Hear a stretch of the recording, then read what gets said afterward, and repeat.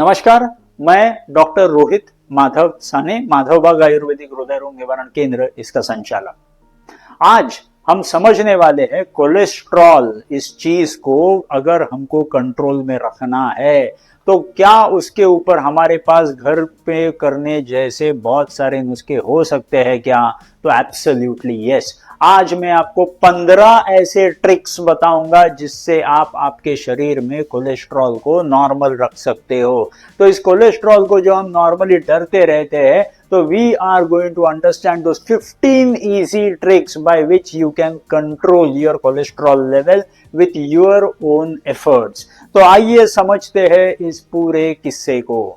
तो जैसे ही हम आगे चलते हैं, पहले टेक्निक के पास चलते हैं। ये पहला टेक्निक अगर आप समझोगे तो सबसे easiest technique is cut down your carbohydrate intake. अगर आप टोटल कार्बोहाइड्रेट इनटेक पूरे दिन भर का 30% से जितना कैलोरीज आप खाने वाले हो, वो टोटल कैलोरीज में से 30% सिर्फ कार्बोहाइड्रेट का कंटेंट होता है आपके खाने में, तो आपका कोलेस्ट्रॉल बढ़ ही नहीं सकता।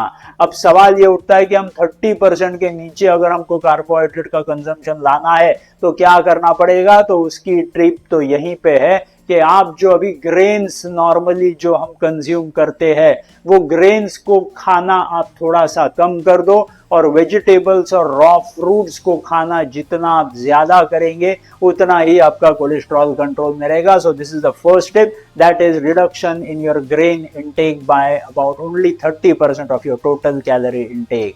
अगर हम आगे चलते हैं तो सेकेंड मोस्ट इंपॉर्टेंट पॉइंट, अगर कोलेस्ट्रॉल को आपको कंट्रोल करना है तो डेयरी प्रोडक्ट्स। डेयरी प्रोडक्ट्स को आप जितना कम कर दोगे उतना ही आपको कोलेस्ट्रॉल ट्राइग्लिसराइड कम हो जाएगा। और वो डेयरी प्रोडक्ट्स को जैसे आप एलिमिनेट करोगे तो आपके शरीर के एनर्जी लेवल्स भी है जो भी अच्छी बढ़ती चली जाएगी, क्योंकि खून आपका साफ रहेगा, खून गाढ़ा नहीं बनेगा। तो डेयरी प्रोडक्ट्स को आपने डिलीट कर दिया आपके खाने में से, तो कोलेस्ट्रॉल ट्राइग्लिसराइड के आपको दवाइयां लेने की जरूरत नहीं पड़ेगी।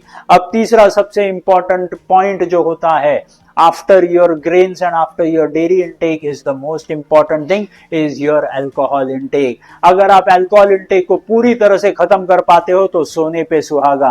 अगर पूरी तरह से खत्म नहीं कर पाते हो तो limited to maximum 30 ml a day, उसके आगे नहीं जाइएगा। अगर उसके आगे जाते हो तो बाइफेसिक रिएक्शन ऑफ अल्कोहल आगे आ जाएगा, जिसके वजह से ब्लड प्रेशर भी बढ़ेगा और आगे के प्रॉब्लम्स भी देखने पड़ेंगे। तो अगर आप अल्कोहल इंटेक पूरी तरह से खत्म कर सकते हो, सबसे बेहतरीन चीज होगी। उसी के आगे सबसे इंपॉर्टेंट होगा फोर्थ स्टेप, और वो फोर्थ स्टेप है शुगरी ड्रिंक्स को अवॉइड करना। अगर आप ये शुगरी ड्रिंक्स जैसे कोका कोला है या पेप्सी है, या तो फिर शुगरी हम लोग जो नॉर्मली चाय पीते हैं, कॉफी पीते हैं, या तो फिर ऐसी चीजें जो बहुत सारी शक्कर डालने के बाद वो चीजें बनती है, शरबतें हैं, बहुत सारी चीजें हैं, अगर ये शुगरी ड्रिंक्स आपने कम कर दिए तो आपका कोलेस्ट्रॉल लेवल अपने आप ही कंट्रोल हो जाएगा, आपके लिवर पे कोई लोड नहीं आएगा। So reduce down the sugary drinks and the sugar intake and your cholesterol problem disappears. उसी के साथ सबसे इंपॉर्टेंट एक चीज ऐसी होती है जो शरीर में खुद ब खुद कोलेस्ट्रॉल को मैन्युफैक्चरिंग हक दे देती है। तो ये चीज कौन सी होती है? तो वो होता है अपना स्ट्रेस। तो अगर स्ट्रेस मैनेजमेंट अच्छी तरह से कर पाते हो, अगर स्ट्रेस के बिना रह पाते हो, अगर स्ट्रेस आने के बावजूद हम आगे जाकर के स्ट्रेसफुल एक्टिविटीज नहीं करते हैं, तो ये स्ट्रेस का प्रभाव अपने शरीर पे बुरा नहीं हो सकेगा।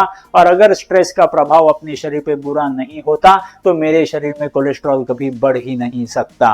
उसी के साथ अब स्ट्रेस के साथ सबसे इंपॉर्टेंट जुड़ा होता है, जो स्ट्रेस को काउंटरएक्ट कर सकता है, वो है आपकी स्लीप। आपकी नींद अगर अच्छी होती है तो आपका काम एकदम आसान हो गया। अगर अंदाजन अगर 6 से 8 घंटे की अच्छी नींद अगर हम सबको मिलती है तो हमारा कोलेस्ट्रॉल कभी बढ़ ही नहीं सकता। तो इस कोलेस्ट्रॉल रेगुलेशन के लिए ये 6 से 8 घंटों की नींद बहुत जरूरी है।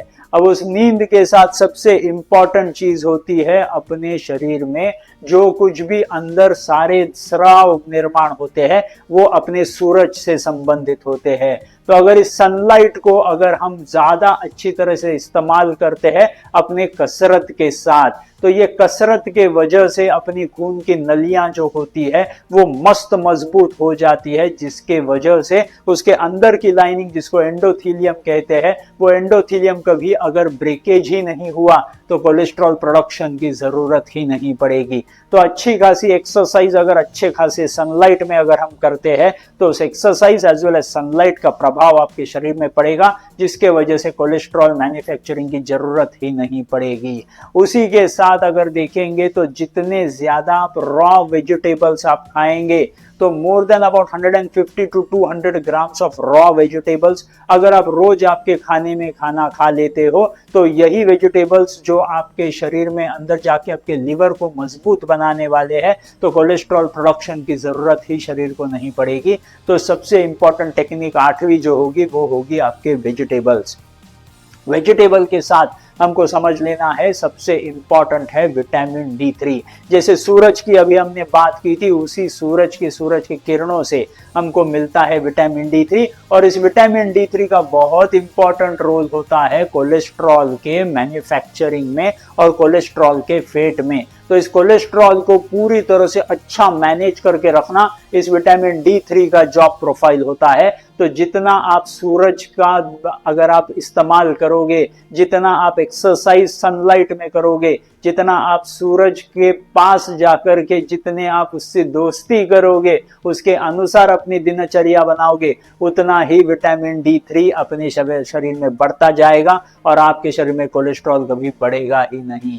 अब जैसे विटामिन D3 की बात हो गई, वैसे ही सबसे इंपॉर्टेंट होता है कोलेस्ट्रॉल मैन्युफैक्चरिंग ना लगने के लिए सबसे इंपॉर्टेंट होता है antioxidant enzymes in your body.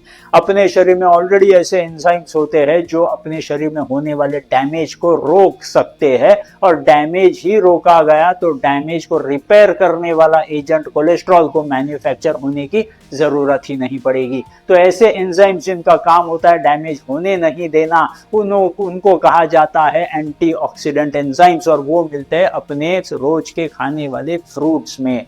तो जितने ज्यादा फ्रूट्स हम रोज खाना खा पाए, जितने रॉ फ्रूट्स हम कंज्यूम कर पाए, उतने ही ज्यादा एंटीऑक्सीडेंट्स हमको मिलेंगे, और वह एंटीऑक्सीडेंट्स हमारे शरीर में हमें कोलेस्ट्रॉल बनाने की जरूरत ही नहीं पड़ेगी। उसी के साथ एकदम सिंपल सी तरीके होते हैं, जैसे हर्बल इंटेक, मतलब in the form of herbs, जो कई सारे हर्ब्स होते हैं, त्रिफला है, अश्वगंधा है, शतावरी है, कुटकी है, बहुत सारे अलग अलग ऐसे द्रव्य है जो अगर आप जूस के फॉर्मेट में या टोटल उस हर्ब को खा करके आपके लिवर को अगर आप पावरफुल कर पाओ, तो आपके कोलेस्ट्रॉल मैनेजमेंट में 4 चांद लग जाएंगे। आपको कभी भी कोलेस्ट्रॉल आपके शरीर में बढ़ता हुआ नहीं दिखाई पड़ेगा। उसी के साथ सबसे इंपॉर्टेंट होता है फाइबर इंटेक।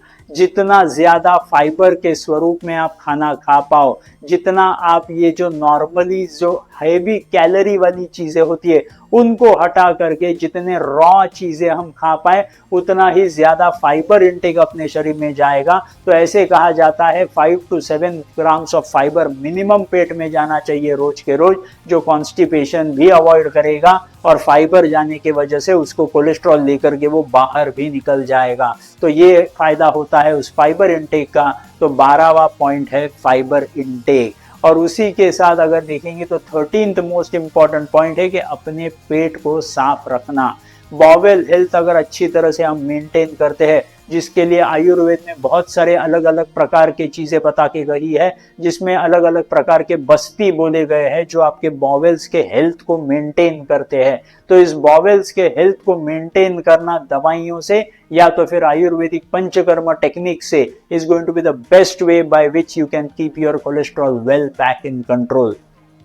उसी के साथ आयुर्वेद में बोले गए एज वेल एज बहुत सारे लोगों को ये फास्टिंग के बेनिफिट्स मिले हैं, as well as Nobel award winner जो लोग हैं उन्होंने भी बताया हुआ है कि फास्टिंग अगर हम करते हैं तो फास्टिंग का प्रभाव अपने लिवर पे बहुत अच्छा होता है। लिवर को समय मिलता है अंदर पड़े हुए सारे कचरे को, सारे पेंडिंग फाइल्स को कंप्लीट करने के लिए उसको समय मिलता है लिवर को। तो लिवर अगर आपका पावरफुल हो गया तो आपको कोलेस्ट्रॉल के बारे में सोचने की जरूरत नहीं पड़ती। तो साधारण 16 से 24 घंटे की फास्टिंग अगर पूरे हफ्ते में ब्रेक करके भी आप कर पाओ तो भी that is going to be well enough to keep your liver healthy.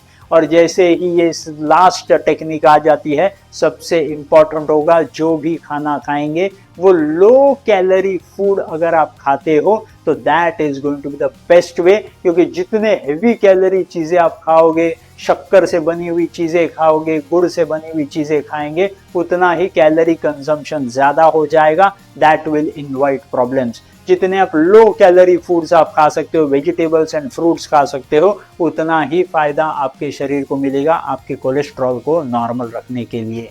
तो ऐसे ही बहुत सारे टेक्निक्स हो सकते हैं जिससे आप आपके कोलेस्ट्रॉल को पूरी तरह से नॉर्मल रख सकते हो। तो at the end of the day हमको ये समझ लेना है कि ये कोलेस्ट्रॉल मैन्युफैक्चरिंग जो अपने शरीर में लिवर करता है उसको कंट्रोल में रखना बहुत आसान है, वो कोई बड़ी बात नहीं है। तो ऐसे सिंपल 15 टेक्निक्स अगर हम अच्छी तरह से कर पाते हैं तो हम अपने कोलेस्ट्रॉल को कंट्रोल में रखने के लिए हमको दवाइयों की जरूरत कभी भी नहीं पड़ेगी। तो ऐसे ही हम पूरा ज्ञान आपके पास लेके आएंगे, अलग अलग प्रकार के वीडियो से, ब्लॉग से, पॉडकास्ट से। आप हमसे जुड़ते रहिएगा। तब तक के लिए थैंक यू वेरी मच।